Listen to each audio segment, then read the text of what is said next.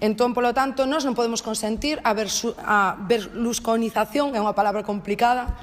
do noso Estado, do noso país. Nós non podemos tolerar isto e, dende logo, as forzas da oposición vamos a pelexar, tanto Podemos, Unidos Podemos, como en Marea, onde eu estou no grupo parlamentario aquí en Galicia,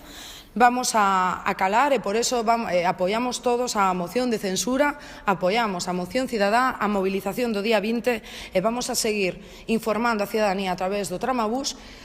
nas seguintes paradas, despois de que remate en Galicia, de todo o que está pasando para que sepan que un partido imputado que ten detrás da súa imaxen de seriedade, de boa xestión, unha serie de persoas que son uns auténticos criminais económicos e políticos, e repito, cos cartos de todos e de todas, e que están prexudicando directamente a cidadanía, e que esta crise que vivimos os últimos anos, dos cales seguimos sufrindo as súas secuelas, non solamente era evitable, sino que foi moitísimo máis grave no noso país, no noso Estado, debido a esta práctica política do Partido Popular que nos fixo pagar a todos unha crise que principalmente eles xeraron por esta forma de facer política.